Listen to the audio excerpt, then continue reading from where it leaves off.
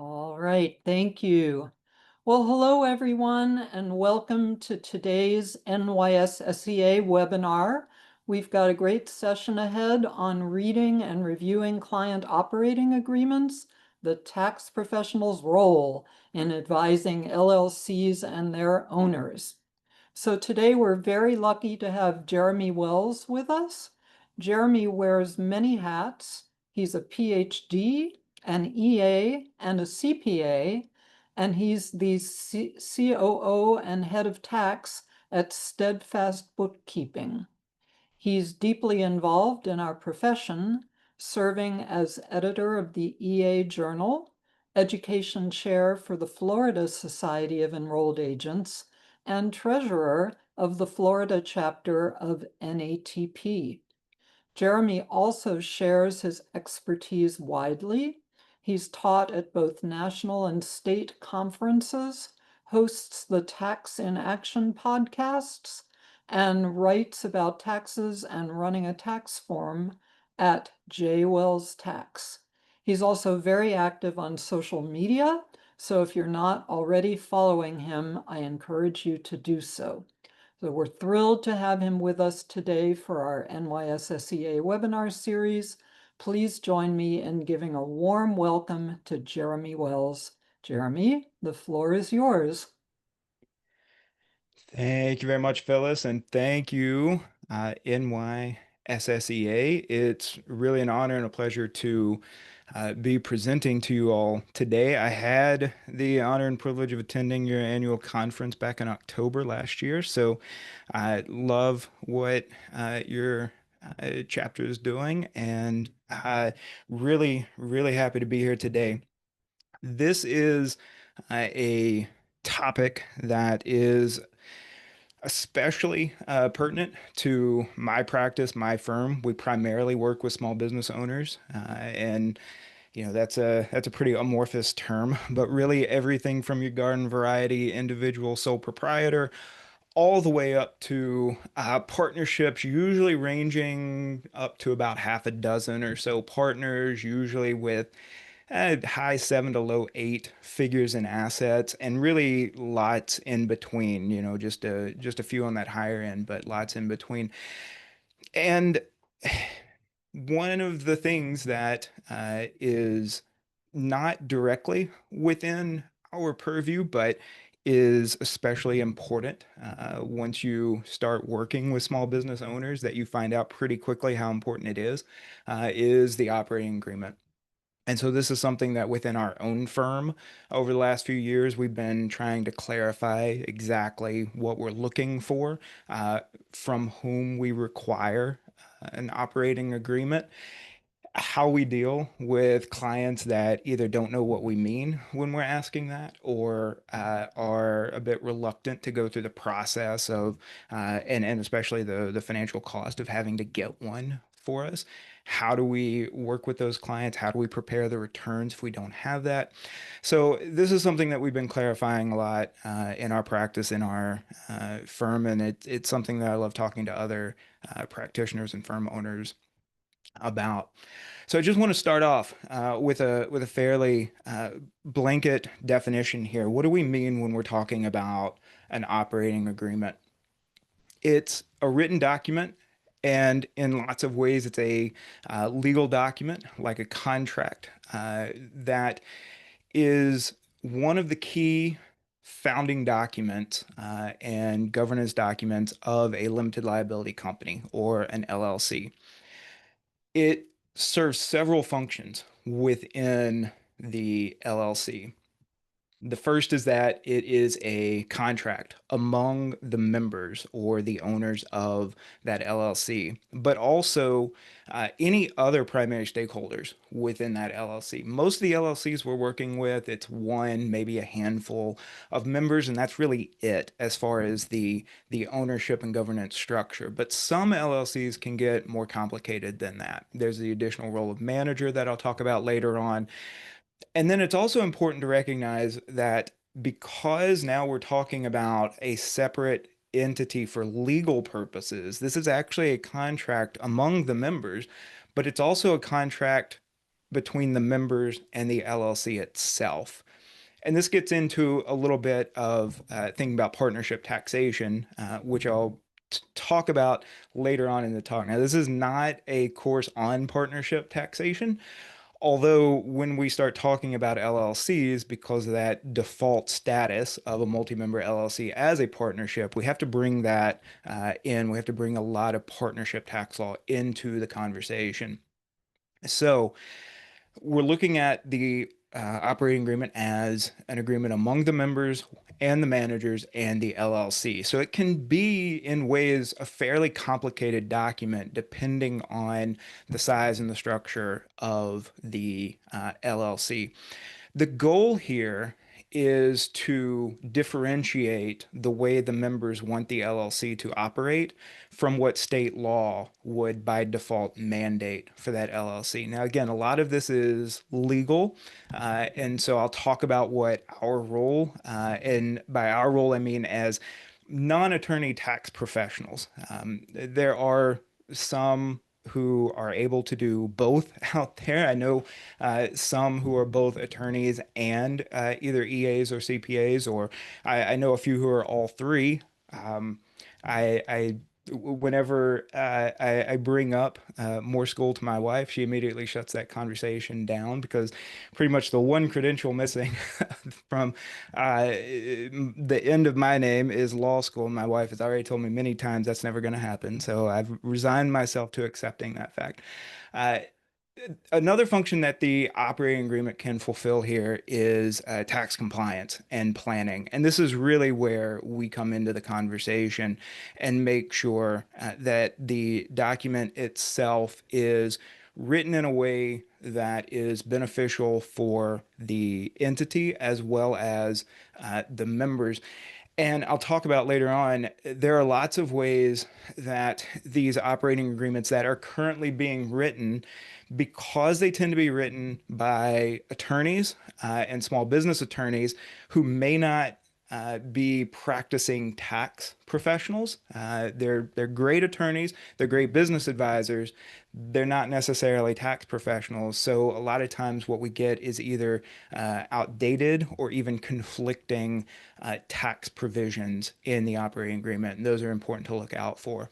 And then finally, it's a cash flow management plan. And this comes back into thinking about the tax implications as well. It's an LLC. It's typically a business activity. And so there is going to be finances involved. And the members have put either some sort of financial investment or some time and energy investment into this activity in the expectation that they're going to get something back out of it. They're going to get some sort of return on their investment. And so the managers and the members and the LLC itself needs to be on the same page as far as what that looks like. Also, as the tax advisor, we need to be aware that there are certain provisions that are going to have cash flow provisions that will simultaneously have important tax consequences. And we need to make sure that those tax consequences fit with existing tax law. Sometimes partners and members of LLCs structure things in a way that may not necessarily jive with tax law. And we need to make sure that we're avoiding any of those sorts of contradictions.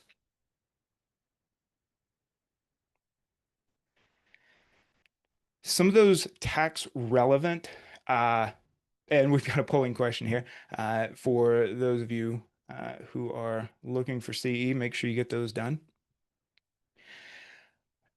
Some of those tax provisions that we're specifically looking for in the operating agreement are things like special allocations, distribution rights, guaranteed payments, what happens in case of an audit of the entity, a tax audit. What happens if we want to look at a potential tax type election, tax entity type election?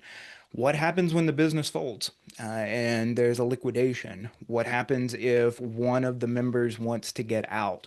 What happens if a potential member wants to get in to the LLC?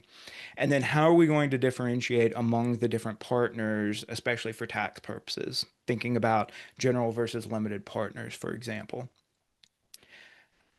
In the OAs that I've looked at, you'll typically see some of these covered. You'll rarely find all of them covered. And when you do see all of them covered, a couple things can happen. Like I said before, they can either be contradictory, or they won't be conclusive. They won't be satisfactorily explained. Here's exactly what's going to happen if the members decide to do X, Y, and Z. So again, it's important to be able to read through these operating agreements, not as a legal advisor, not from the perspective of drafting language, but from the perspective as a tax advisor, understanding the importance of these different concepts and looking for them and making sure that they're covered and they're covered in a way that is going to make the entity tax compliant.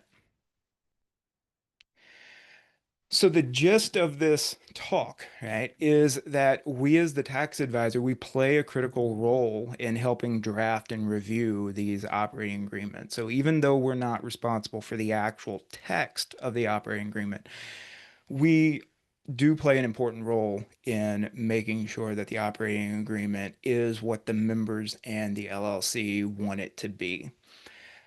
Our involvement in that process can help the members and the LLC cover lots of different critical issues that can pop up. For example, just basic compliance with record keeping requirements.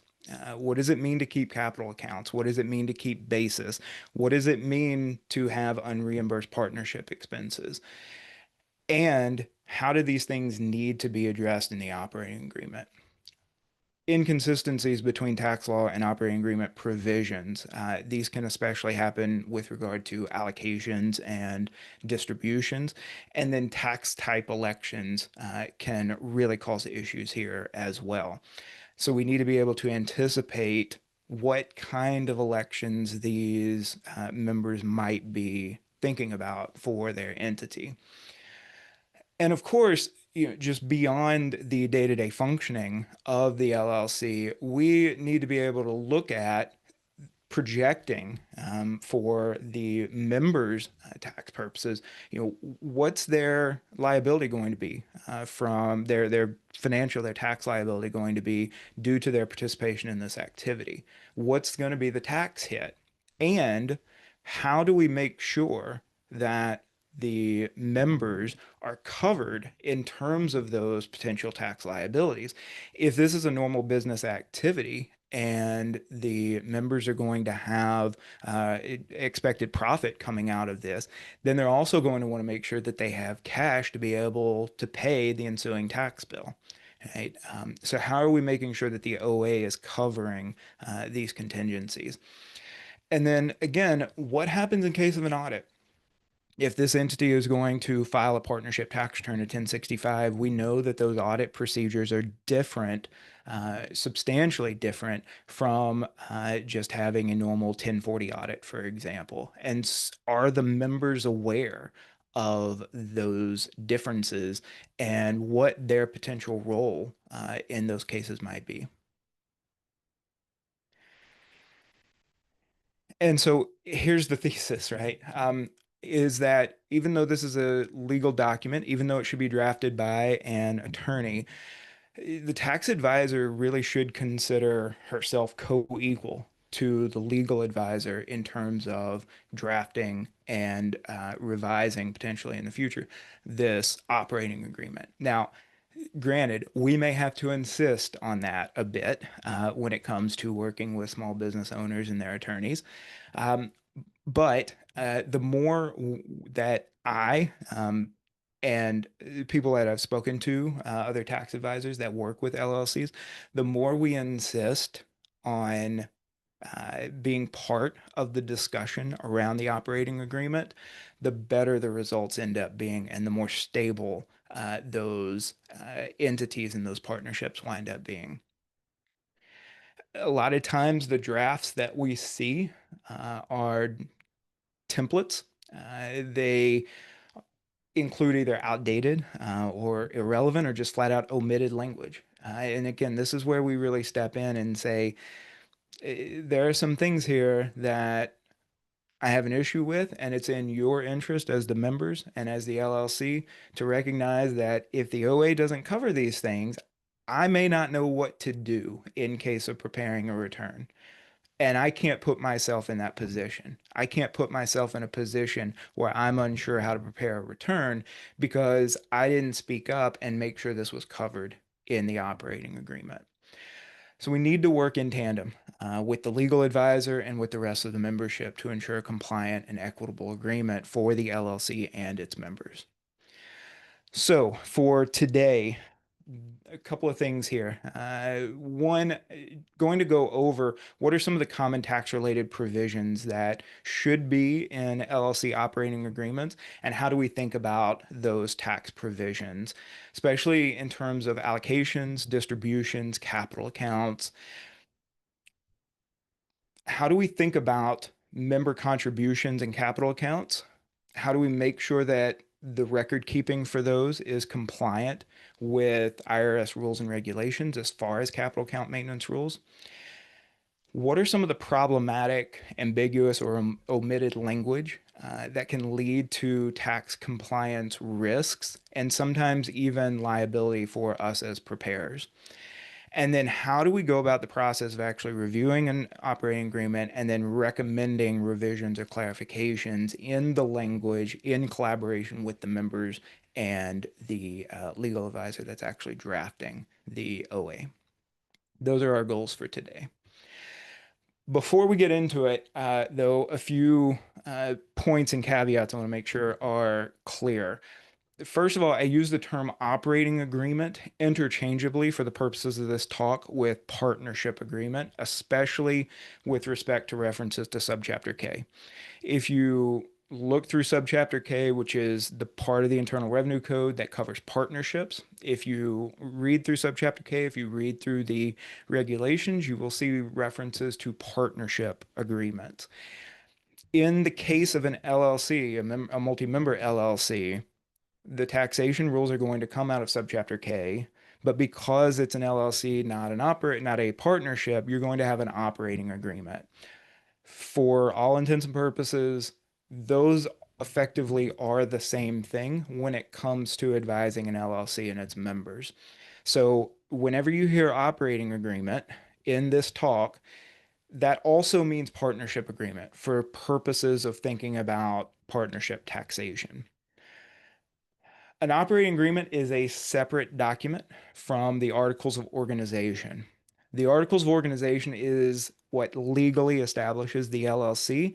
It's the document granted by the state to the LLC.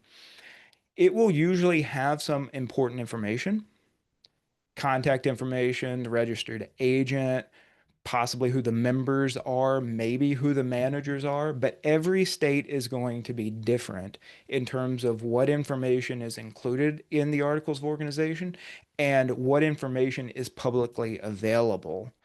Meaning we can just go to that state's Division of Corporations or Secretary of State website, search through those entities, get a copy, and download it for ourselves. We'll usually keep a copy of the Article of Organization in our client files for the LLCs that we work with that are clients. Um, but that's not sufficient.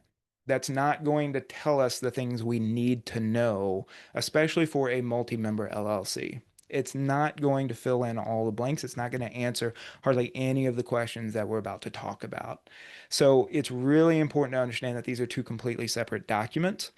Sometimes we will ask clients for the operating agreement. They will send us the articles of organization. We'll have to go back and tell them that's not it. Sorry.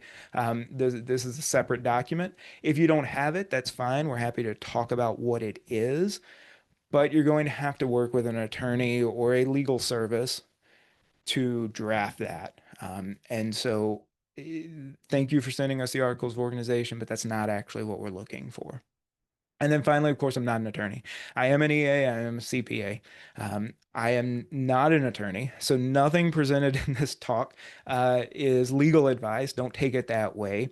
What I'm talking about is how my firm, how I and my practice interpret operating agreement language, how I advise clients, especially with respect to tax law, and then also business best practices. So if your clients who are LLC members have questions about what should be in an operating agreement, how the text should actually look, how to get one written, please, please always recommend and refer them to an attorney. So let's talk about some of the common tax implications in a operating agreement. And for those of you doing the CE, there's another polling question for you. Again, we're going to reference subchapter K here quite a bit, right? Which means partnerships. Single member LLCs by default are disregarded entities. And so they are relatively simple. It's where we have multi-member LLCs, and especially those that are not uh, spousal couples running them, owning them. When we talk about a multi-member LLC, things can get complicated very quickly. One of the most basic examples, at least in terms of the client's perspective, is when you have a parent and a child, or you've got two siblings, or two best friends, or two college roommates. I've worked with pretty much at least one of all of those different combinations. What I find is that typically when things aren't going so great in the business, uh, none of those relationships really matter. Married couples, parents and their children, they they might be a little easier to get over, but in general, uh, anytime we deal with two or more individuals co-owning a business activity, things can come off the rails pretty quickly. So it's really important to think about all the different ways that that can happen, all the different things we need to take into account. The first one is that absent any sort of partnership agreement in place or operating agreement in place, partnership allocations default to pro rata. So if both partners say that they are 50-50 capital partners, or both members say that they both have 50% interest in the LLC, that's the way the allocations go. And that's what tax law tells us. Now, tax law also tells us that anything more complicated or anything that varies from that, it's entirely up to the partners. It's up to the members if they want to do that. LLCs and partnerships have relatively quite a bit of flexibility within certain parameters to be able to define how they want to allocate income deductions and credits among themselves. However, there are some guardrails around that. And again, this is not a talk on partnership taxation. When I started planning for this course, I had to stop myself from going down several rabbit holes through all of this because I found that, I started making some slides on substantial economic effect. I started making some slides on partnership contributions and distributions. And while I'm covering these topics, please understand that this is not a comprehensive take on partnership taxation. All of these topics could be at least two, if not more, hour courses in and of themselves, right? The gist here is that we, as a tax advisor reading over a draft operating agreement, need to make sure that these topics are at least covered. So, if we have an operating agreement, what does the operating agreement say about allocations? Does it say that the allocations will be pro rata based on capital, or does it say something different from that? If it says something different from that, then is what it says meet the criteria in subchapter K and the 704B regulations? In other words, do those allocations have substantial economic effect? Now, not to get into too much of what that means, but generally, right, what we're looking for in that OA is that the LLC keeps meaningful capital accounts and maintains them in accordance with the rules in the 704B regulations. Is there language in the OA saying that the partnership is required or the LLC is required to keep capital accounts?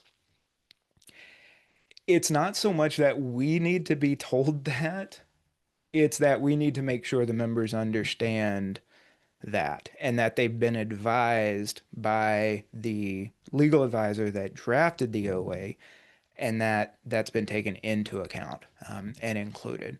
So we're looking at maintenance of the capital accounts, and then we're also looking at substantiality. In other words, whether the allocation scheme that the members have put into this OA is really going to result in something that makes economic sense relative to the way the members have set this LLC up.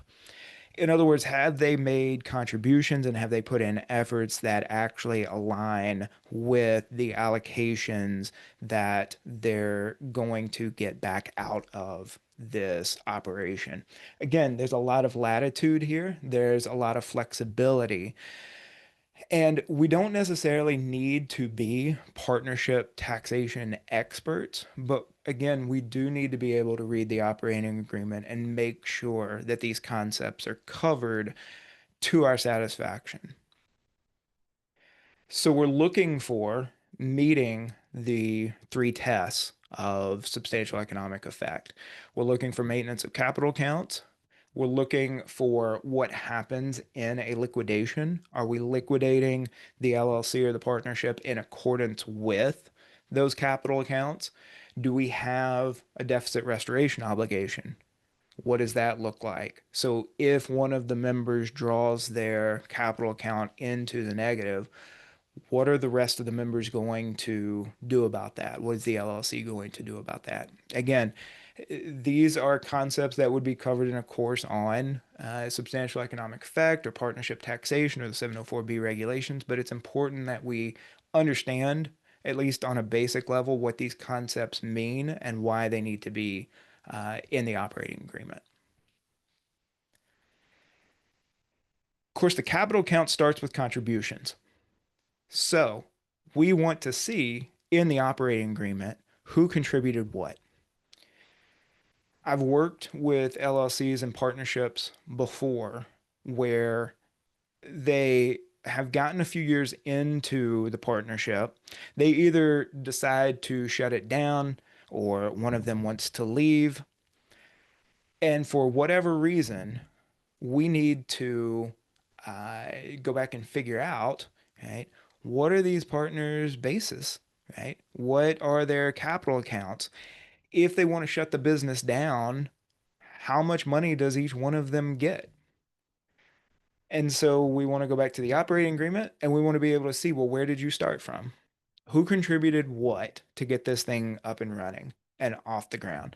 If we can't tie that back to the operating agreement, and if we're dealing with a new LLC that doesn't actually list out, here's what the original membership looked like, and here's what they contributed to be part of it, we're going to struggle, right? Especially if those records have not been kept up well over the years because maybe they DIY'd it, maybe they worked with another firm that wasn't so insistent on having their multi-member LLC clients keep operating agreements and keep one on file so that they could prepare the return accordingly.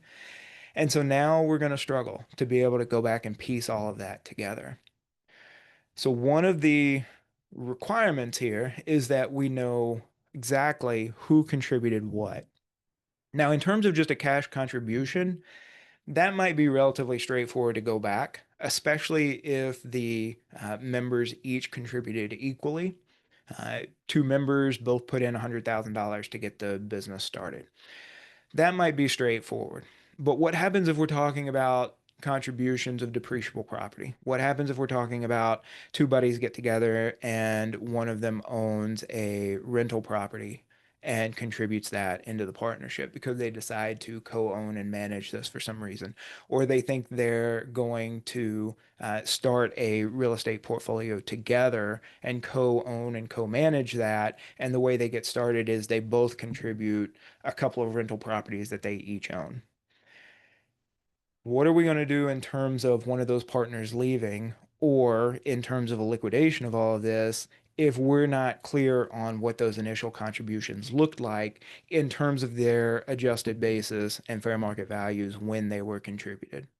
That could be problematic.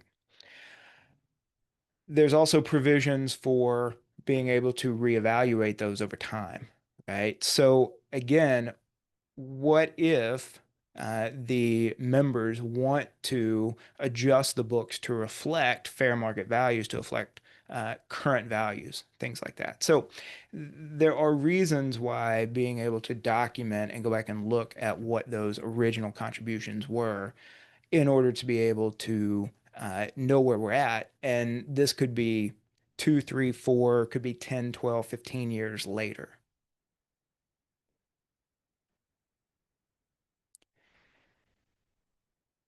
There are additional ways that members of an LLC can agree to define how they're going to allocate income expenses credits to themselves.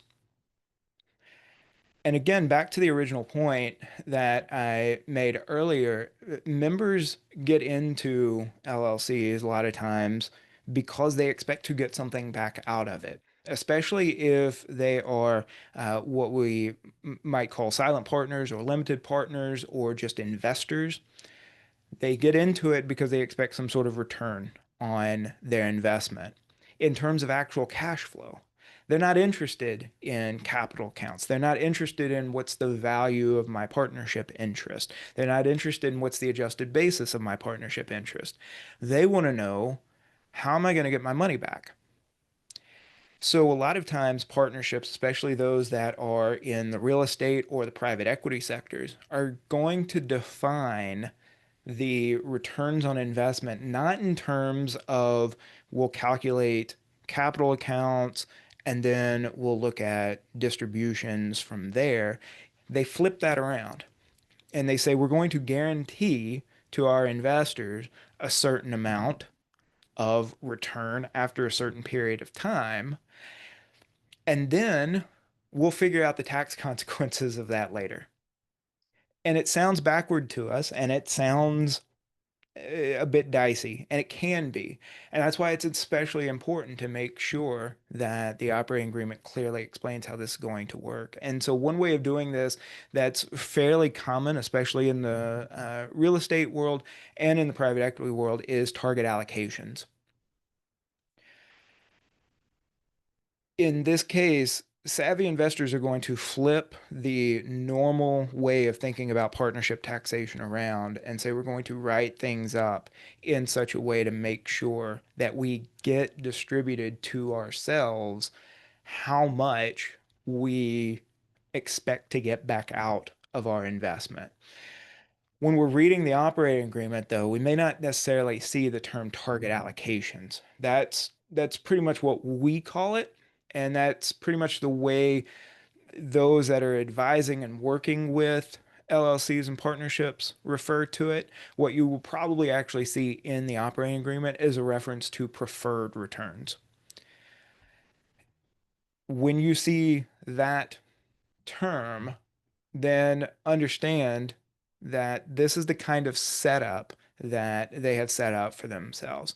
So most, but not all, small and medium LLCs are going to look at the substantial economic effect safe harbor. That's generally the way things are going to be written up. You're going to see references to capital accounts, deficit restoration obligations, but you might also see preferred returns built in here. The thing to know is that generally we should reach the same result in terms of capital accounts. The thing is the way the transactions work is reversed. With the safe harbor approach, for substantial economic effect, what we're going to do is calculate the capital accounts, see where everybody stands, and then start making distributions. With targeted allocations, we'll flip that around. Certain members are going to expect to get paid first, and then we're going to figure out how do we make the allocations work in such a way that everybody's capital account remains compliant. If we go that route, if the LLC chooses to go that route, then this will cause a problem for an S election. Even though this does not fit the substantial economic effect safe harbor, and really it doesn't work well with the 704B regulations, it really will cause problems with an S election. Essentially, what we've done is we've violated the one class of stock rule. And again, just because we wind up in the same place as far as capital accounts goes, doesn't necessarily mean that we can just then say, well, everybody's going to be fine. They're all going to work out the same way they would. It's no big deal. Everything's going to wind up pro rata or close to pro rata. That's not necessarily the issue. In fact, what we've seen in the tax court, so if you look at cases where the tax court handled S elections that were blown because of multi-member LLCs doing things that were drafted from the perspective of subchapter K and not subchapter S, this tends to be one of the deal breakers for the tax court. Whenever we deal with S corporations, we're worried about pro rata distributions. The issue is not so much the actual distributions themselves. The issue is the rights to those distributions. And how do we know what every member's rights to those distributions are? We've got to look at the operating agreement. And if the operating agreement tells us that certain members are going to get more or less distributions, or they're going to get their distributions in a different way than other members, then essentially what we've done is created at least a second class of stock in that S corporation. We've created a second set of shareholders that are going to get their distributions in a way that's different from everybody else in the LLC. We can't do that. That's a violation of the S corporation one class of stock rule. That's why it's important to have these OAs, because it's fairly easy in this day and age for LLC members to see all of the benefits of an S corporation and hear about all the benefits from social media, from friends and neighbors, from their business colleagues, want to do that in their own business and not fully understand the implications that that can have on the business and on the tax treatment of that business. So it's really important to recognize in the OA whether you've got a distribution and a cash flow arrangement that's going to fit with an S election. If so, should be fine. There's going to be other things that I'll talk about here that we still need to look at, other provisions in the OA, but this is one of the most common deal breakers when it comes to looking at S corporations that wind up in tax court. Again, members of and here's another poll question if you're looking for CE. Members want to get a return on their investment. Subchapter K gives us three different ways that this can happen for multi-member LLC members. The first one is distributions. These are to actual members, and they're based on the income, the distributive share of the LLC for each member. There are also guaranteed payments. Guaranteed payments are deductible to the partnership, and they are added to the partner's K1. They are also subject to self-employment tax. We especially want to make sure that the operating agreement addresses guaranteed payments if we're dealing with a partnership or an LLC where the members are going to be active participants in the day-to-day operations of the business. And this is fairly common, especially in small LLCs and partnerships. If any of them are going to be actually working in the business, they might insist on some way of making sure they get compensated. Partners and LLC members will usually use the term salary. We've gotten operating agreements that will use the term salary, and we have to educate them that you're not going to make a salary. Right? This is not a salary, this is a guaranteed payment. And here's why it matters that we're clear on the language in the OA, right? Here's why it matters that we need to change that term. There needs to be a provision in the OA that allows for guaranteed payments, that tells us who is going to decide how much those guaranteed payments should be and who should get them. And we're usually looking for an addendum or a schedule or some sort of attachment that's actually going to list out the individuals by name and tell us exactly how much in guaranteed payments they're going to get and how those are going to be paid out. That's the ideal scenario. A lot of times we don't get that. Uh, and we push for it. We push the LLC to amend their OAs to make sure that that kind of language is included. We're looking for that. We want that guidance because when it comes time to actually prepare the return, we would rather not be relying on one of the members telling us so and so got paid this much in guaranteed payments and another member got paid that much, because now we're allocating income, especially income that's subject to self-employment tax, onto those K1s. And we don't really know, in terms of being able to point to something written, whether that was true or not. We don't really know if they actually got paid those amounts. So we want to make sure that that's clear, that it's in writing, and that the members have seen that and agreed to it. And then finally, this one is relatively rare in our experience, but it is possible, is that you can have members being paid as if they were independent contractors, as if that individual was a stranger to the LLC.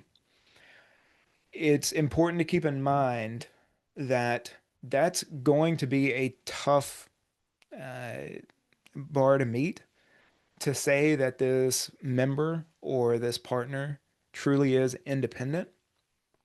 So we need to make sure that it's clear in the operating agreement. Ideally, we might be able to substantiate this in other ways, perhaps through some sort of uh, sales contract or service agreement between the LLC and what is effectively operating as a third party, to be able to treat those payments as an actual expense of the LLC. There is a note here. Back to the previous discussion, if we see that there are preferred returns in the operating agreement, we're going to want to be careful how we account for those, because those preferred returns, if we're just looking at the financial statements, for example, those are probably going to get classified as distributions to those particular partners that get those preferred allocations or preferred distributions. However, think about what that looks like. If it is a preferred distribution and it's written in the agreement such that that member is going to get that distribution no matter what, every so often, so and so member gets paid X amount, even if it's written in, relatively, even if it's not in absolute terms, it might still be written in such a way that it is not written with regard to the actual income, with that member's distributive share of the partnerships or the LLC's income. In those cases, we've now gone from that being a distribution to a guaranteed payment. So we might need to push further. If we have an operating agreement that tells us that there are preferred returns and we look at the balance sheet and see distributions to that particular member, we're going to need to ask some questions. How much of that is the preferred return? And if there's any excess above and beyond that, can we then say that that is just a normal distribution? So it might be important to look at how the operating agreement classifies those payments and compare that to what we're actually seeing in the business's financials.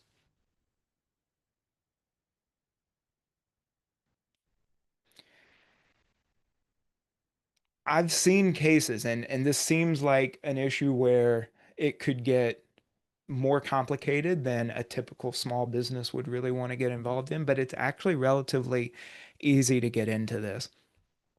I have worked with clients where you get one person or maybe a couple of people, they get together, they've got an idea for a business, and they know a third party that is going to be one of the primary vendors for their business. And instead of maintaining that third party relationship, they say, wouldn't it be a lot easier if you were just part of our LLC, if you were just part of our partnership? That way, we're all joining into this together. When that's happened without, communicating that with me, I get a little nervous uh, because we need to make sure that the arrangement between the LLC and that third party who's now suddenly become a member is actually a true inclusion of that third party. What do I mean by that? If we have a situation where that vendor has been included but not given any actual governance rights in the LLC, they're not included in the day-to-day operations. They're not included in discussions of the management and leadership of the LLC. Then is that person being paid as a true member of that LLC or a partner in that partnership? Or are they just being paid as a service provider? Because what we've got here now is a disguised payment. Right? It's not a distribution. It's not a non-taxable distribution to that individual. It's actually a disguised payment because that's going to be treated differently for income tax purposes for that individual. And we need to make sure that that's properly classified on the LLC's side of things. An example that I've worked with before, imagine an LLC that works as a software development company and it adds one of its primary outsourced developers for a new program, right, as a member. This LLC software developer wants to develop a new program. They've got a contractor that is primarily the one working on this. So they bring that contractor, they give that contractor membership in the LLC. That developer works specifically on that program. Doesn't get involved in any other projects, doesn't participate in the LLC's governance. Is that individual still operating effectively, right, as a third party? Pretty much, yeah. Right. And so that might be a situation where we're looking at disguised payments as uh, to that third party.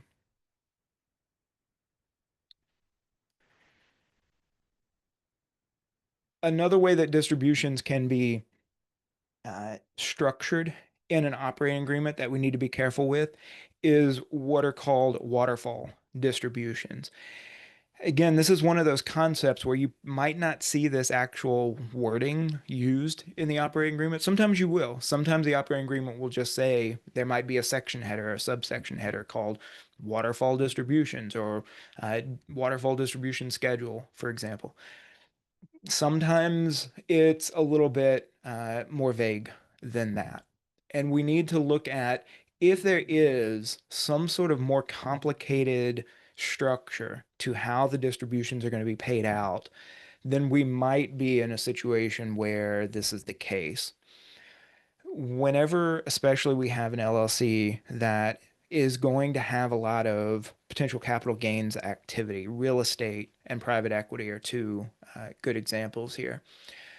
We're usually going to see if the investors, if the members are relatively sophisticated, we're going to see something that looks like a waterfall structure. It may not even be as complicated as the sort of baseline example that I've given here on this slide. It might be something a little simpler than that. It might be something more complicated than that. But the point is, we need to be able to recognize that for what it is. You might see a situation where, again, investors are looking to get their return. So whenever the LLC is going to distribute cash on hand, say after liquidating a portion of its real estate portfolio, or maybe it's private equity, maybe it's a few friends that get together, they pool their money, they're going to use it to invest in businesses, they purchase interest in businesses, and then they turn around and they sell that later. So now they've got an influx of cash. How are they going to distribute that cash back to themselves? It might look something like what's on this slide here. We want to make sure that all of the investors get their investments back. Right? 100% of every member's investment is going to be returned to them. If there's anything left, then we're going to have some investors who took on heavier risk than others. They're going to get their preferred returns, usually in terms of a percentage of what the total gain was, or the total proceeds from that sale was. Then we might have and this can go by a few different names. Sponsor is usually the most typical one, or it might be the manager. Sometimes it's the general partner, but usually not. The individual might technically have that role, but that might not be the term used in the OA. Usually it's something along the lines of sponsor or manager. That individual gets a return, then again, usually stated as a percentage of the proceeds or of the profit from the transaction. That individual may not have put much into the activity, into the business in terms of their own capital, but they're the ones with the connections, with the network. They're the ones that actually made the deal happen. And so they get a return. But after all of the investors have gotten their returns. And then if there's anything left, then we get the carried interest, which is usually some sort of performance-based fee. Again, we might not see technically the term carried interest in the OA. We might see some sort of performance-based fee. Um, that has special tax implications. Again, we need to make sure that we understand what we're seeing in terms of the OA, that we're seeing if that exists, so that that properly gets accounted for on the return. But the general point here is we need to make sure that we understand that this is a bit more of a complicated distribution scheme than just pro rata distributions. And it's critical to note that if we see any sort of structure, whether it's one that's even simpler than this, or especially if it's one that's more complicated than this, we are looking at something that would pose a problem for an S election. So if the members start discussing an S election, it's going to mean either we're going to have to advise them on why that's not going to work, or that they're going to have to substantially revise the operating agreement in order to make sure that that S election is compliant.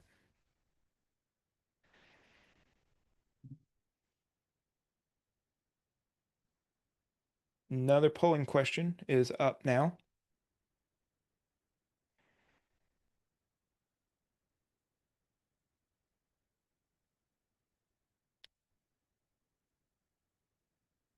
Because of the kinds of clients that we typically work with, we will see a lot of LLCs and members that want to get certain individuals involved, whether that's a an employee that's just really impressing the membership, whether that is uh, somebody, maybe an independent contractor, maybe a vendor, somebody that is really, again, really impressing the members, or somebody that's wanting to get involved in the LLC. And this especially will happen with key employees, non-equity key employees. The members will try to come up with a way to incentivize them to want to improve the performance, and especially the productivity and the profitability of the business, without actually granting an equity stake in the LLC. And this is where we'll see profits interest. This should be explicitly explained in the operating agreement. Maybe not in terms of the specific individuals who will have this, although that would be nice. But we might want to see a provision for whether this is one even allowed in the LLC. I've seen operating agreements where the members said, we don't even want to deal with this. So we just outright prohibit the granting of profits interest in the operating agreement. I've seen others where there's a provision that actually allows for it and explains this is how the membership will decide who gets a profits interest. Maybe see some guardrails put on that. This is the most that they could get, for example. Basically, a profits interest is, by definition, an interest in an LLC or a partnership that is not a capital interest. So, why does this matter? If you grant, right, if an LLC grants an individual a capital interest, right, then that, according to 721, Section 721, should be, right, a non-recognition event. There should not be recognized gain or loss on either side if there is an exchange of property for that interest. However, if there is an exchange of services for that interest, which is typically what we're seeing if a new member joins an LLC without actually contributing some cash or property to buy into that LLC, then we're probably looking at a capital interest in exchange for services. That is a taxable transaction. Um, and that's going to result in a payment that looks like a guaranteed payment. It is somewhat different from a guaranteed payment because it's covered under Section 83, which is an a payment of uh, equity in exchange for services. However, it's going to result in similar treatment to a guaranteed payment. So it's going to be taxable income. It's also going to be subject to self-employment tax. A profits interest, though, is generally going to be non-taxable as long as, and this is the key here, as long as it doesn't create a substantially certain and predictable stream of income from partnership assets. In other words, we're not putting this individual into a situation where now we're going to have some sort of allocation of income to them. Rather, if the business profits in such a way that that individual is related to that increased profitability of the business, then that individual is going to get rewarded for that. But it's not going to be something that is written in terms of any sort of consistent payout to this individual. Now, this is a there is no capital interest. There is no governance provision here for an individual that is involved in this. So if we think about this relative to S corporations, one of the distinctions between the no two classes of stock in an S corporation, one of the things that actually is allowed for there is non-voting versus voting stock. The tax court has found that non-voting stock does not create a second class of stock. What does is a differential right to distributions from that activity. So what the tax court has found, what the IRS has found, is that that actually is what a profits interest does. It does create a second class of stock. It's a non-equity stock, but it is a second class of stock in an S corporation because it creates a class of stock that actually does not have rights to distributions in a liquidation. So think about what would happen in a liquidation if you did not have profits interest. Then each member would be guaranteed a distribution in accordance with their capital accounts based on, right, the provisions in the operating agreement that's going to distribute to them during liquidation. However, if we have profits interest in an S corporation, now we're saying that some of these individuals don't get distributions in case of a liquidation because it's a profits interest. It's not just a general right to distributions in a liquidation. And so that actually is a second class of stock. It's a more restrictive class, and but it's definitely a second class. S corporations can have stock options or even restricted stock, although those are they're rare and they're very difficult, especially restricted stock. They have to be very carefully handled. I actually have not worked with an S corporation. I've had S corporation shareholders come to me and say they want to look into this. We start talking about it. They realize they're in over their head. It's not necessarily that I'm discouraging them from doing it. It's just I'm telling them, look, honestly, this is going to be difficult. You're going to have to talk to somebody who is way more of an expert on equity comp and S corporations than I am to be able to get this set up properly. And they say that's fine. We'd rather not. So, which I appreciated that. Um, Unreimbursed partnership expenses is something that we're always looking for in an operating agreement as well. This is something that we tend to see actually get forgotten, get omitted a lot. And the rules that we've seen from the tax court is that we really need to make sure the opposite happens. We need to make sure that there is a provision in the operating agreement or in the partnership agreement for those unreimbursed partnership expenses. So, what are we talking about there? In general, the rule is that an LLC member or partner cannot deduct the business's expenses on their own individual income tax return, even if that individual paid for those expenses in order to uh,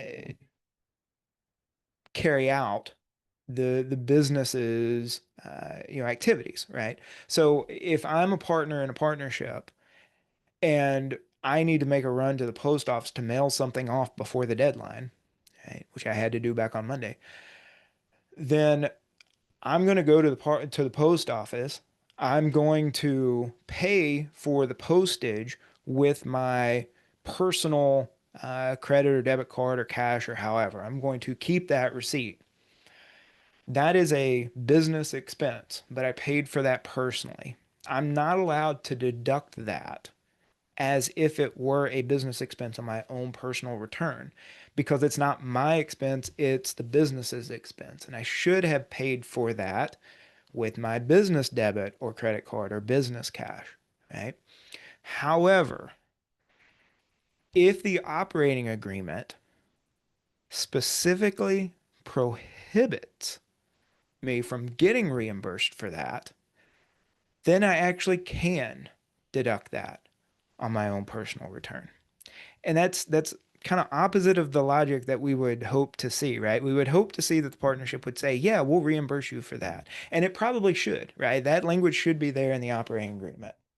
But what we need to see in order for UPE to be able to be accounted for on an individual return is we actually need to see the OA explicitly prohibiting reimbursing members.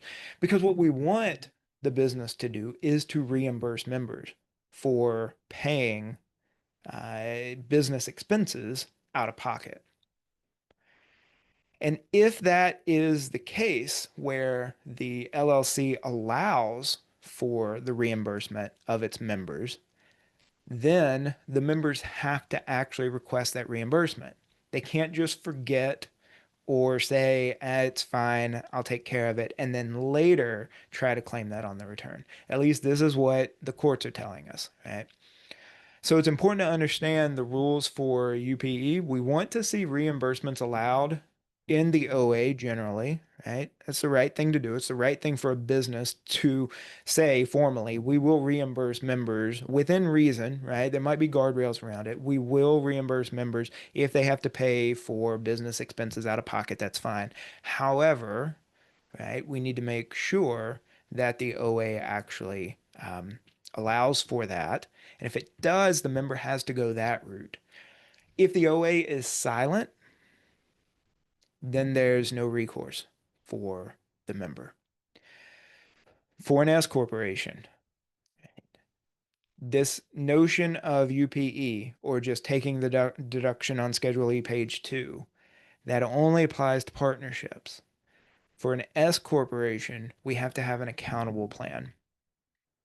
If we have an LLC that elects S, we will tell the shareholders, the members of the LLC, you need to either have a provision, or if there's not one there, you need to add a provision to your operating agreement allowing for an accountable plan. Now, it doesn't have to be much more detailed than that, but it needs to be in the OA. We like to see it there. And the business needs to actually have a written accountable plan so that the shareholder employees and any other employees in the business are clear on what actually is reimbursable, how they're going to go about getting those reimbursements. And of course, that's all covered under Treasury Regulation 1.62.2 to make sure that that accountable plan is compliant. Jeremy, do you mind if I jump in? There were a couple Go for it. questions Go for it. about Yeah. expenses here. The first one is, can the member be paid rent by the partnership for office space or lease of a vehicle? Right. Uh, Again, we would want to see that spelled out in the operating agreement. But yes, right, either there needs to be a provision in the operating agreement saying partners can get reimbursed for certain expenses, and then we'd like to see a little bit of detail on what that is, maybe even how that's going to be calculated. We would not want one member, getting to write off a significant home office expense and another member not, and then not have some sort of accordance, some sort of agreement between them on that. That might, especially if they're, 50-50 members or partners, for example, we want to make sure that they're all on board with that. Or we want to see a provision in the OA saying that the partnership will not reimburse that, which is then going to open the door for them to claim that as UPE on their 1040s. Great. And the second question was, what about home office? And I think you just mentioned home office, so that would be Yeah, included in there too. yeah. Any of those typical, uh, 162 expenses, right? So home office, use of a vehicle. Now, the important thing to remember is that anything that's got to be substantiated under Section 274, whether whether the business is incurring those expenses directly or is reimbursing members or employees for those substantiation requirements are the same. So what we would also recommend for the OA is, or at least the reimbursement plan, if that's going to be a separate document, maybe it's attached to the OA, is specific language on what that substantiation looks like, right? So here's how the member, partner, shareholder, employee, whatever, is going to substantiate these expenses. And those should be rooted in the 274 regulations. Okay, great. And the clarification is, Maggie says, I was told partners could deduct home office on personal return Schedule E, but I think that's what we've been covering. They can, if the reimburse, right, if that's specifically prohibited by the OA. At least this is what the courts tell us, right? And they've been telling us that, since the 50s, really. So yeah, if you're working with an LLC, those members need to understand that if it's fine if they want to do things on their own, but that's got to be written in such a way that either allows them to get reimbursement from the LLC or the opposite. It says the LLC is not going to reimburse this stuff. If it's still ordinary and necessary, if it's still a 162 expense, that's when they can take advantage of UPE. Yeah. Fantastic. Thank you. Yeah. That one I see the discussion online, I see a lot of confusion around that point, but it's important to keep in mind. Of course, the entity needs to have an accounting method. I've seen this handled a couple different ways. I've seen the OA specifically say there's going to be a certain accounting method. It's either going to be cash or accrual. A lot of times I see cash. I rarely see that it has to be accrual. What I most often see, though, is just sort of we're going to leave this up to either the manager or up to the members, or I've even seen it to where it's just up to the accountant, the tax advisor, the bookkeeper, however they want to do things. So usually what we'll do is we will have a conversation with the members or the manager if there is one. For that. But keep in mind, it's especially important that there are some situations where that's dictated by the code, what the accounting method they can use is. So if you have an LLC with a C corporation as a member, make sure you understand those rules and that the members understand those rules. The LLC might be forced into using a particular accounting method, whether it wants to or not. This is one of the, from my perspective, right? This is one of the most critical things that I really want to see in an OA. I don't know, especially with a multi-member LLC, I don't know who I should be talking to, right? We will have email addresses for all of the members. We will have them in our portal. And if I don't have an OA that tells me explicitly this is the person who speaks on behalf of the LLC, I get nervous. Uh, and this is the person who you should send the return to actually sign it. If I don't know who that person is, I get nervous. And I can ask, but who do I ask? And if the person I ask says, yeah, you can just send that to me, how do I know that person has the authorization of all the other members to do that, right? So I do like seeing in the OA that who is actually going to speak on behalf of the LLC and who's actually going to sign the return. As far as the IRS is concerned, right, any member can sign the return. IRS really doesn't care. They just want a member signature, right? And even further than that, the member's signature being on that return is itself evidence that that member was authorized to sign the return on behalf of the LLC, right? So once that happens, once that signature is affixed, as long as that individual really is a member of the LLC, once that signature is on the return, IRS just assumes, right, that that member not only signed that return, but was authorized to do so. Whether that's actually true or not, IRS doesn't care. I care. The other members probably should care. So we want to make sure that is the right person, right? The members of the LLC should be aware that those are the rules. And so we really want the OA to clearly designate a member or have a procedure for designating who that member is going to be. And then we get some sort of notification from the membership. This is who's been chosen. So this is the person that you can send the return to sign up. It's one of those things that seems kind of it either seems silly or it seems like a duh thing until you're in a situation where you get an email back from one of the partners a couple weeks after the return was filed saying, hey, did we file this? I never heard anything about it. And you say, yeah, we sure did. We got, another partner's signature on it, and, whatever that partner's name, and they signed it and everything. And they were like, well, I never saw the return. Why didn't I get to see the return? I didn't know the return was filed. I haven't gotten my K1, right? And now we're in the center of a partnership conflict, and that's the last place we ever want to be, right? So again, it's one of those things that seems kind of silly or duh until you're in the middle of it, and then you really wish it had been there. And then, of course, what happens if the return gets audited? Now, this is not a course on CPAR. I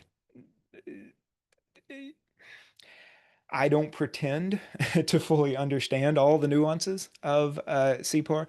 What I can say from the perspective of the OA is that I still in 2025 am getting operating agreements that have been drafted by attorneys, right? That still have references to TEFRA and still use the term tax matters partner. The Balanced Budget Act of 2015 replaced that concept of tax matters partner with the partnership representative, and that went into effect in 2018. So we've had the concept for a decade, and that concept has been in force for 7 years now.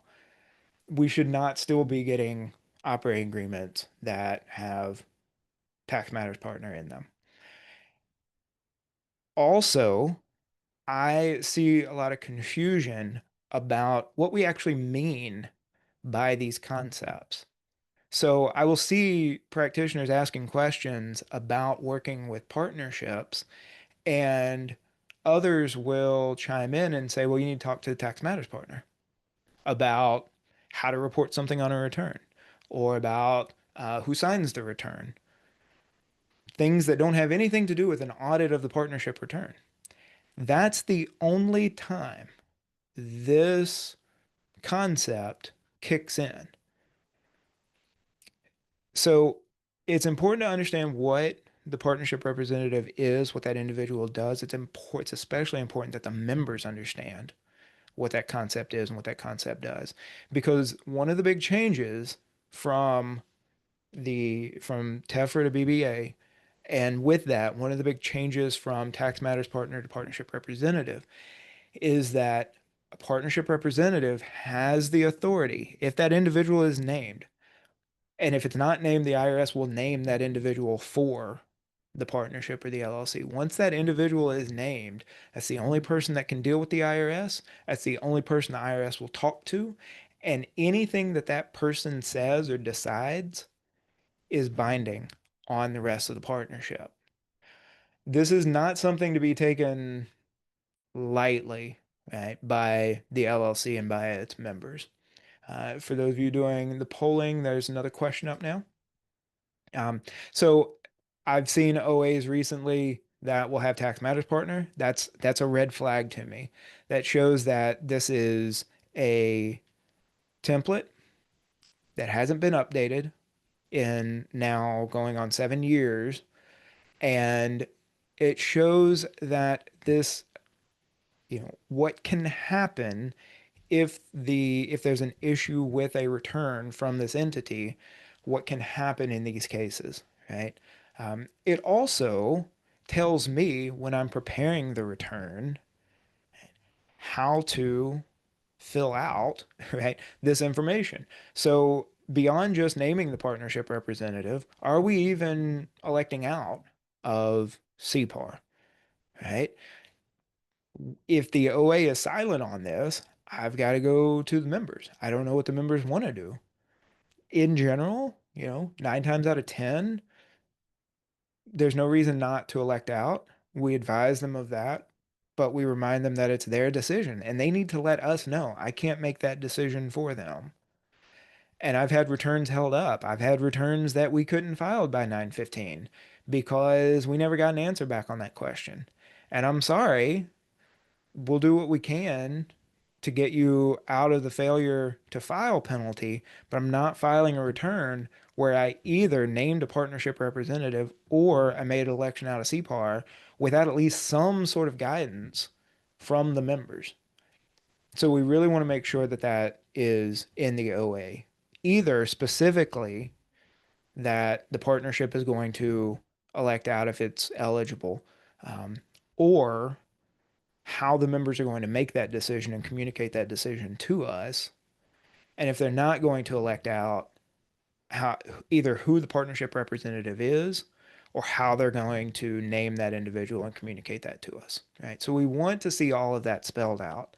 And again, if I see references to TEFRA and Tax Matters Partner, that's a bit of a red flag. That's not just hey, you want to look at this. That's this is not good, right? This is a template that is in serious need of being revised and updated because I don't even know if there are other, federal law issues and probably state law issues that might be now 7 years out of date in that template also, right?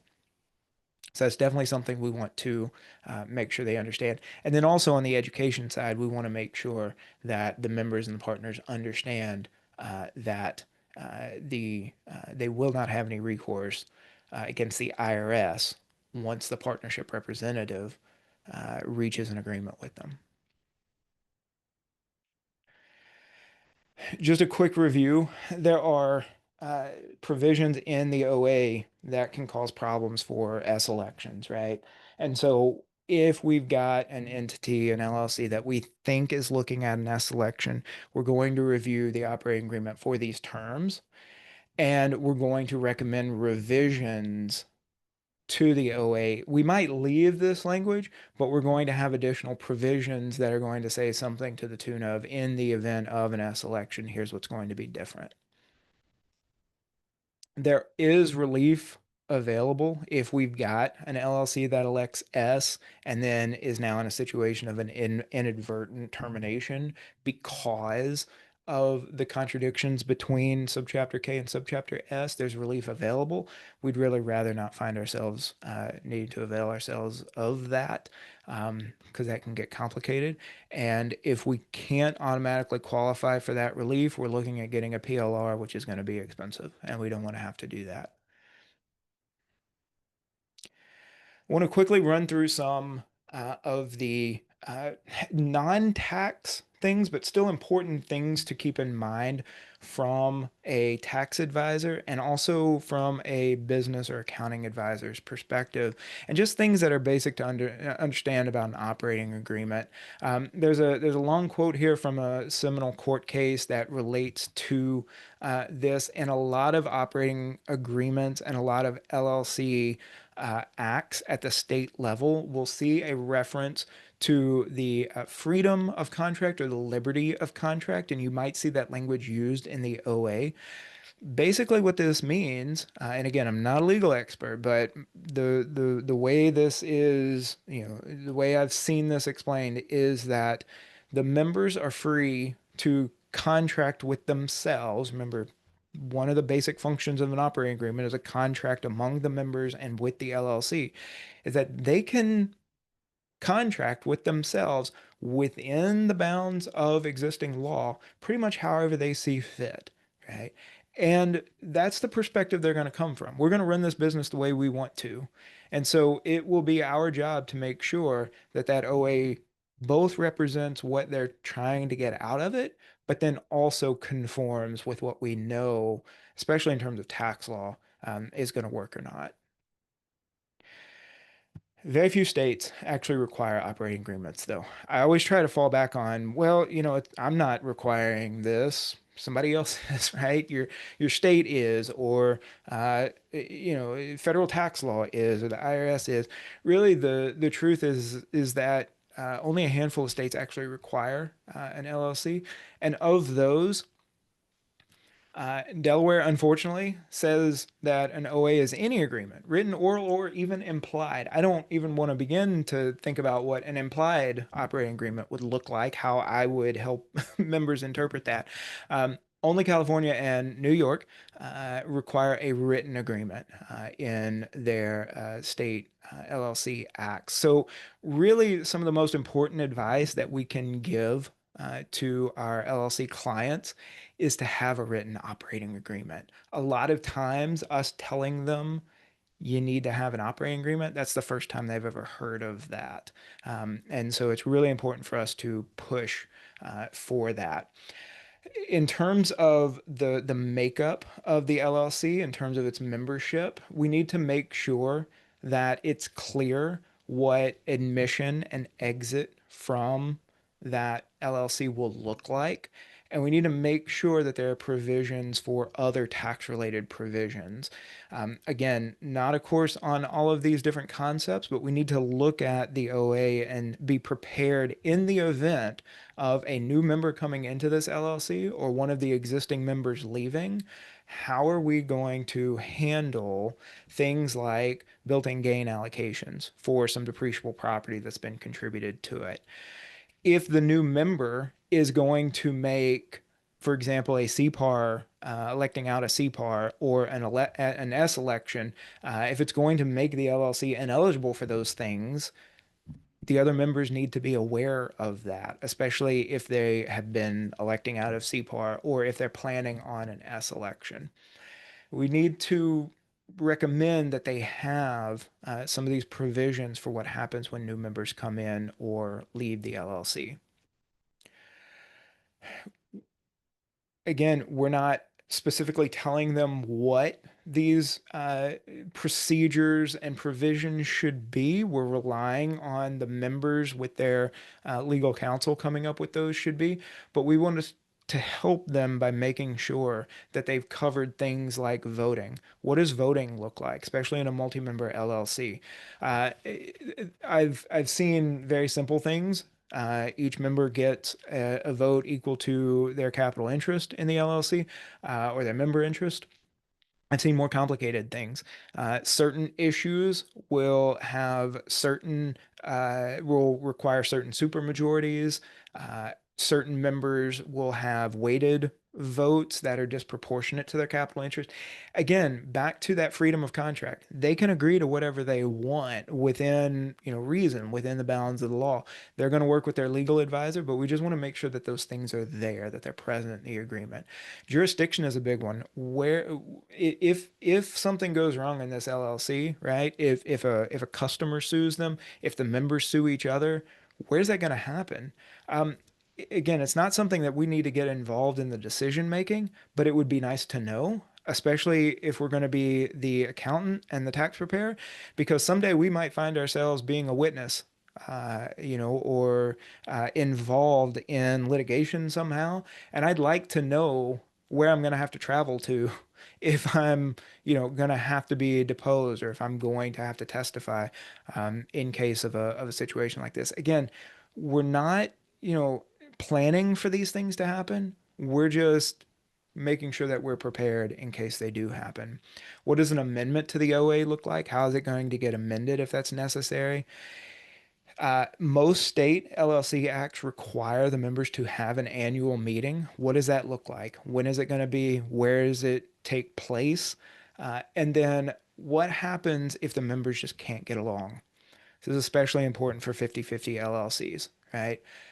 If we're trying to get them to figure out who is going to sign the return and they can't figure it out, we're just kind of stuck, right? And so, what does the OA say about how we're going to resolve this? Does it say anything about that at all?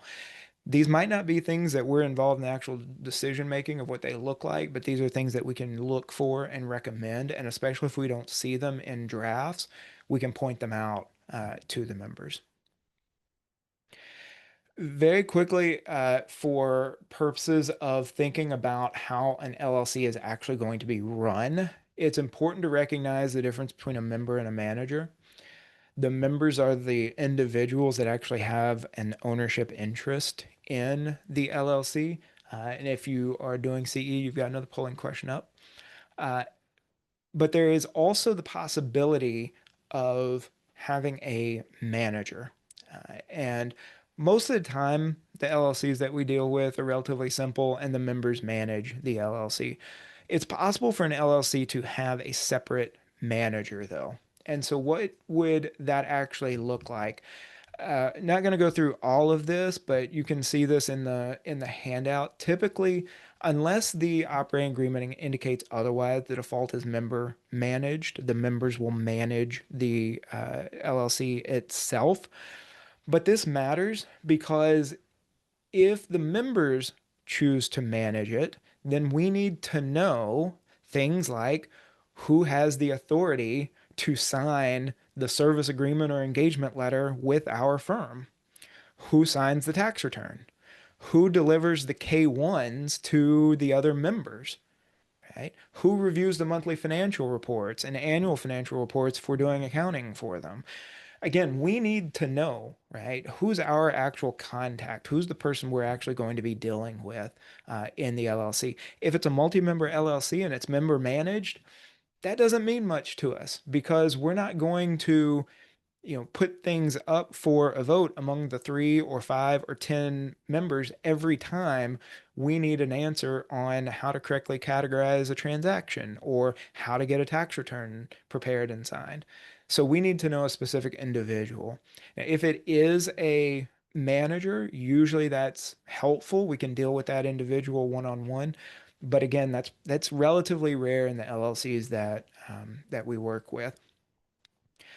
Members will this is a key thing. If you've not worked with many partnerships, you haven't experienced this yet, but if you have, you know exactly what I'm talking about.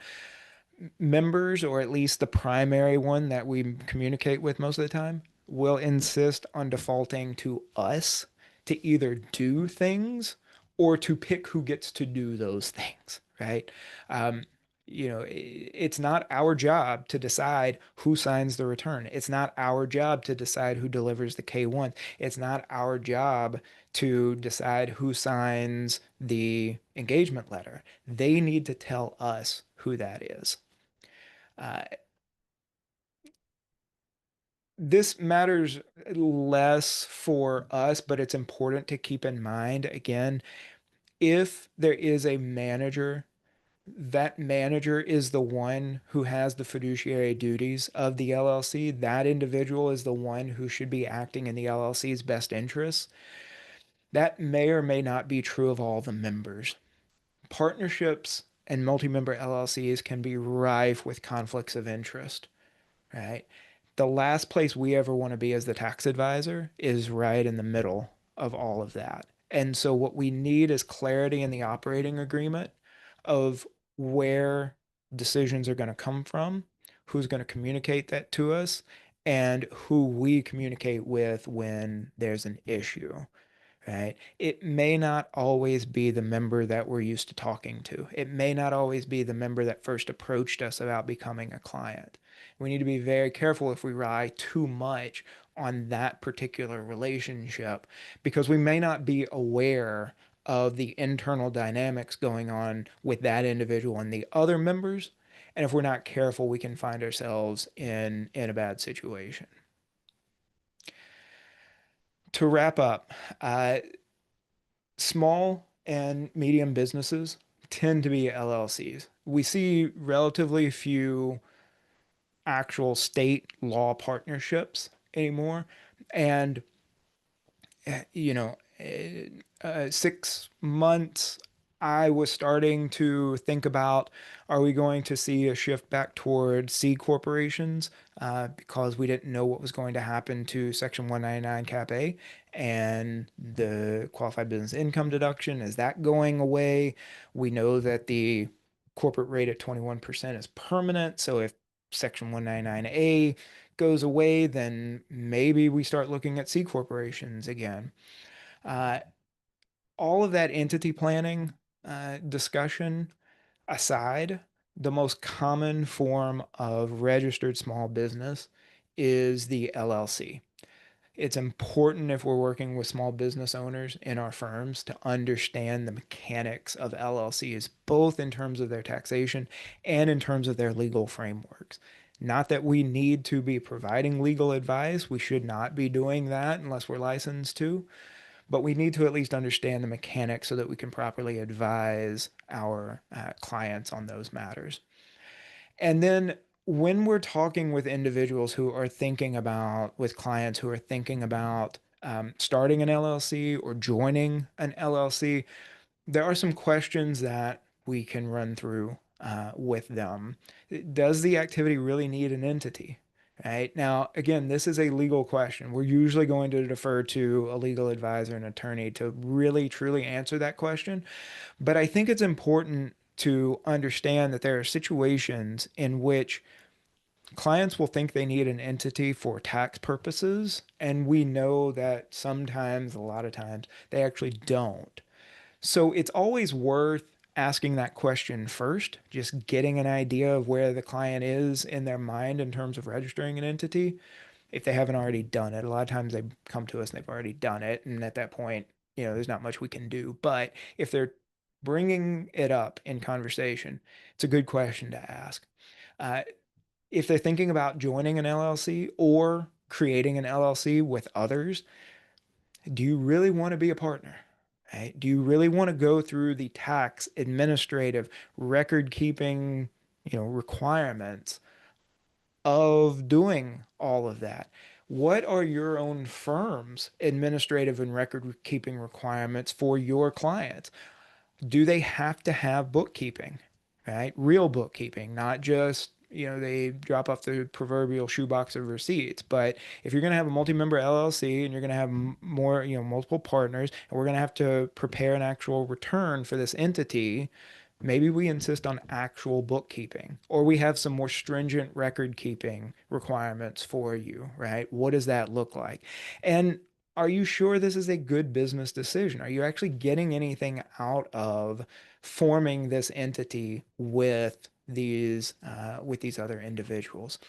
And then really this is the most important question to ask from the perspective of getting them thinking about the operating agreement itself, because the operating agreement really, and we hate to think about it this way, but it's important to think about it this way. And it really does come down to this, is what happens when this doesn't work out the way you want it to, right?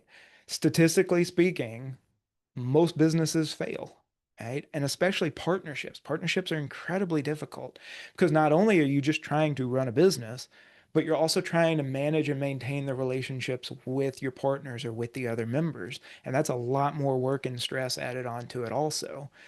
So if this doesn't work out the way you want it to, can you get your money back out of it? If so, what does that look like? Right? That's a primary question to answer in the OA. If there's any contributions into the LLC of property, especially of intellectual property, if this thing falls apart, what does that look like? So it's important to get them thinking about those. Obviously, they'll need to discuss that with their legal advisor, make sure that's all in the operating agreement. I've even gone so far as to recommend that to my, individual clients who are thinking about, starting an LLC, have a conversation with an attorney with the other members that's going to draft the OA, and then go work with a different attorney who also understands how LLCs operate, how small businesses operate, and get a second set of eyes on that OA just for you. Because you're going to have that attorney working for you and the other members, and they're going to be drafting it from the LLC's perspective. But remember, this is a contract not just to form the LLC or to manage the LLC, but between you and all the other members in the LLC. So you need to make sure your individual interests are protected and well represented in that OA as well. So it's important to keep all these in mind. The point here is not to dissuade our clients from doing this kind of stuff. We want them to do that. We want them to start and run businesses. We want them to be entrepreneurial, but we want them to have the benefit and the protection of working with good tax and legal advisors and making sure that they're covered, and that they've got professionals looking out for them. Right?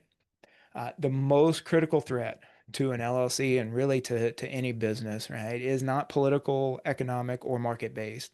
It's a breakdown among the ownership. And that's what we're trying to make sure is accounted for in this document. Right? Okay, so I think that brings us just about to 100 minutes. What questions are there? Jeremy, I have a Yeah, question. sure. I know there have been a lot of fairly recent tax court cases, and I think at least one of them is on appeal now about limited partners or limited Mhm. LLC, limited liability members and self-employment tax. Hmm. Do you find that that's an issue that's coming up in your dealing with your small business clients? We generally don't have a lot of partnerships or LLCs where we have to worry about limited partners. We're generally working with a handful of individuals who are all pitching in. That said, it's very easy for one or more individuals involved in that to sit back and say, I've contributed some capital. I don't really care to be, involved in the day to day. And we need to talk to the members of the partners and make sure they understand the tax implications of that. Uh, Really, if you look at the coverage, if you listen to the discussion of some of those cases, one in particular, Sorban, right, and that was a couple different cases that all kind of came out together, is really, for federal tax purposes, what do we really mean by limited partner? How do we know what a limited partner is? Who gets to determine whether that partner is limited versus general? And most critically, does that have anything to do with the definition of limited partner, limited liability at the state level, right? And so it may not be clear. There might be times where the operating agreement might say one thing, state law, the articles of organization might say something, and then we're looking at federal tax law and saying, I don't know if this fits, right? So again, it's one of those things where it's really important for us to be aware of what the law says, not necessarily be a true expert in. I would not consider myself an expert in the definition of a limited partner, right? But with the kinds of clients we work with, I can look at the way an LLC or a partnership is operating, and I can kind of tell, yeah, this is probably a general partner versus a limited partner. Let's dig into this a little bit and make sure you all understand why that distinction matters. Thank you. Yeah, Jeremy, I also have a question. sure.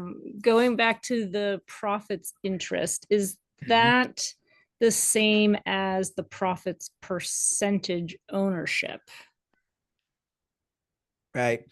Uh, it so it could be, right? We know that when we're preparing the return, we have to put in three different values for each partner, for each K1. What's their capital interest? What's their profits interest? What's their loss interest, right? And how are we going to allocate that?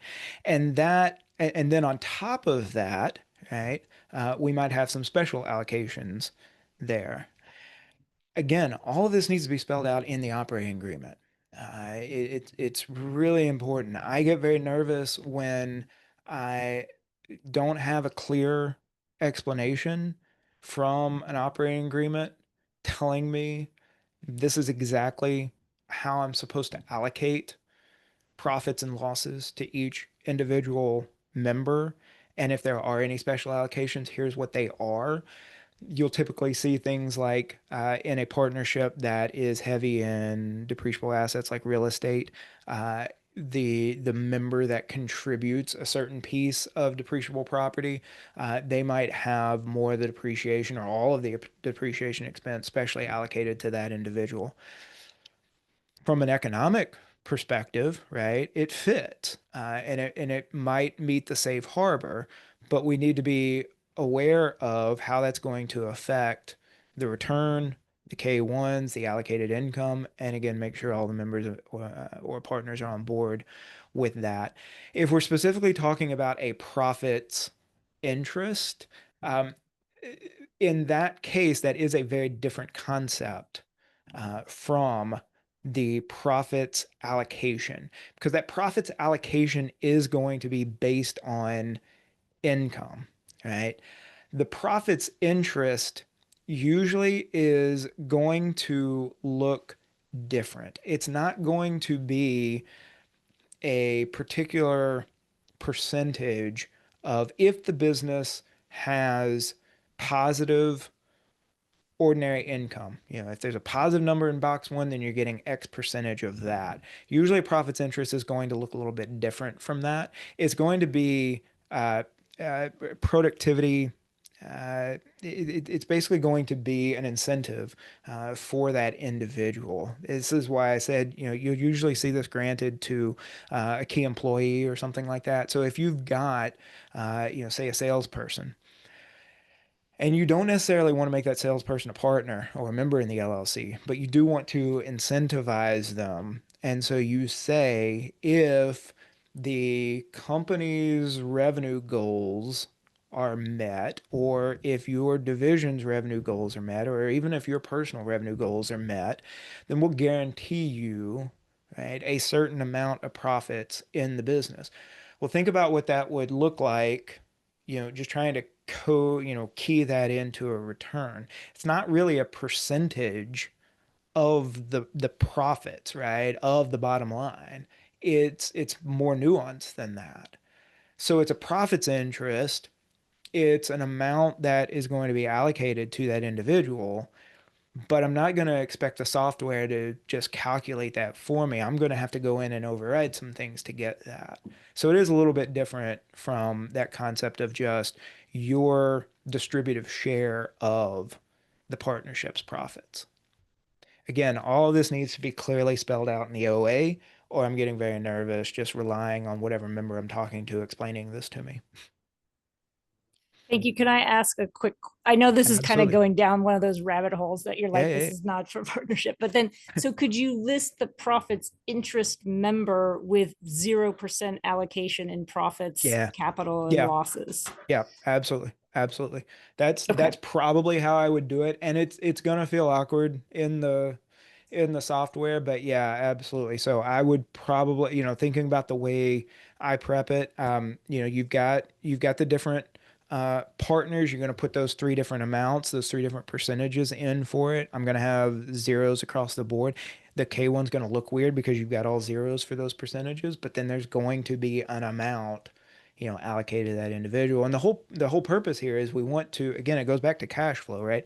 We want to that individual doesn't care about having income allocated. They want cash, right? So how do we get cash to that individual in a way that doesn't cause a basis problem? Well, we've also got to allocate some income to them, right? But that's going to be a special allocation. It's not going to be a flat percentage of the bottom line. Yeah. Great. Thank you so much. Mhm.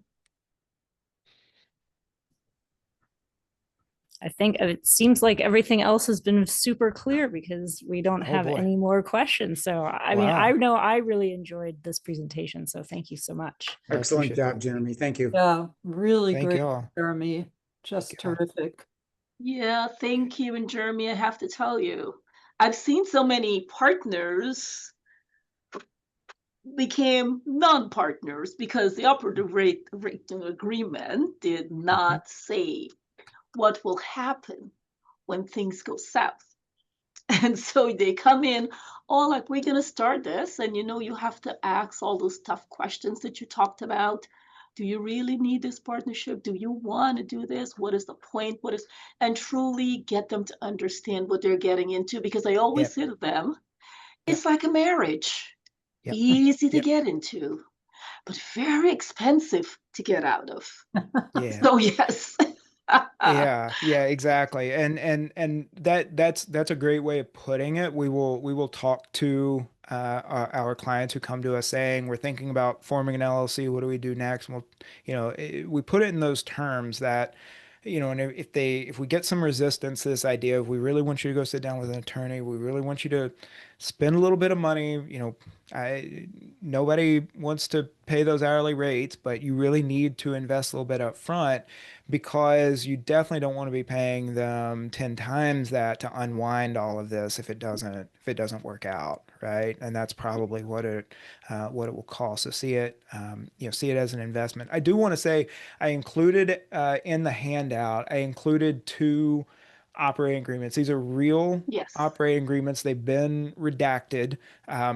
So don't worry about any, PII or, confidential information here. I included those not as models, but as examples, right? So what I would say is, if you think about things that have been said here, a lot of there are issues, there are flaws, there are things that I've marked up and sent back to the client in both of them.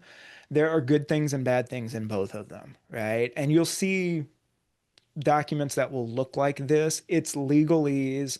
It's a lot of references to state law and state acts and all that sort of stuff.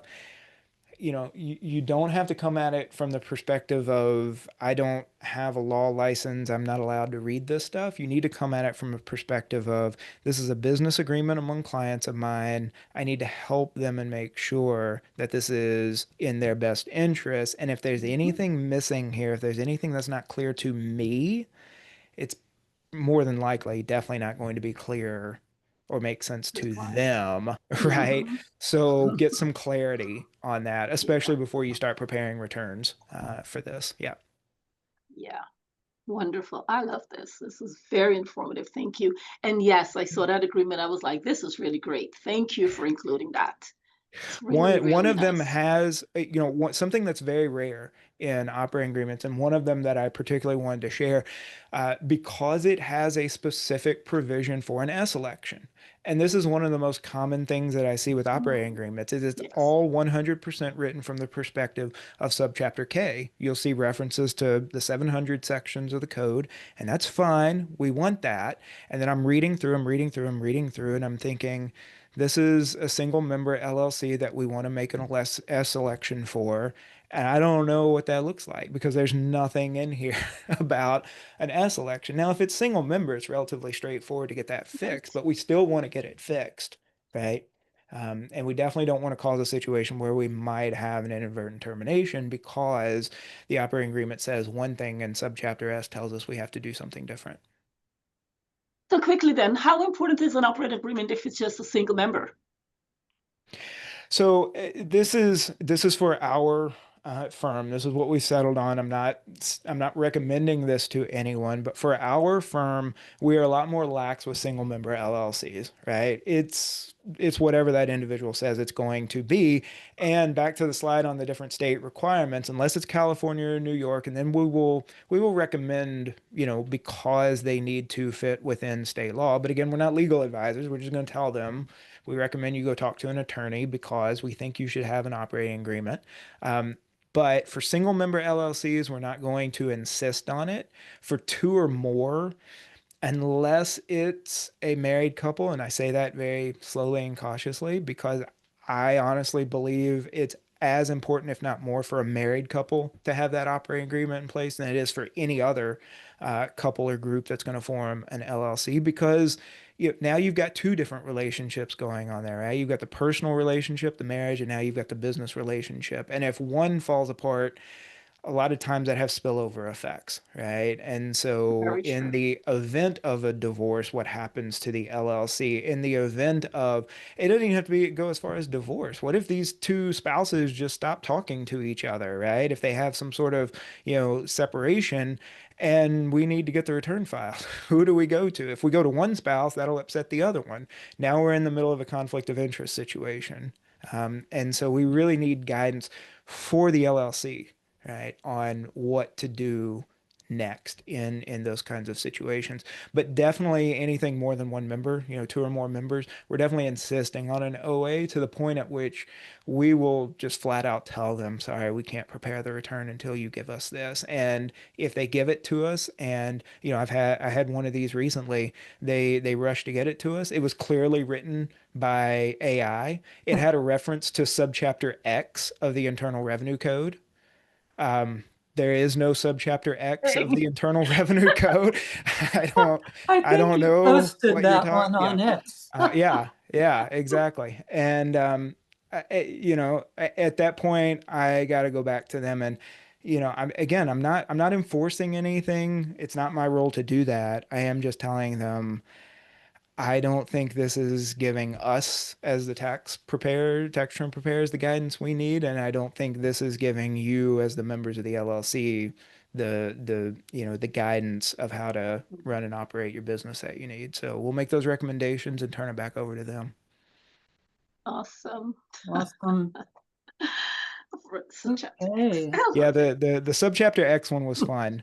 I mean, there were tons of other issues, but when I hit that point, that's just when I stopped reading and said, this won't work. Oh gosh, well, thank you. This is Yeah. great. Good deal. Well, Excellent.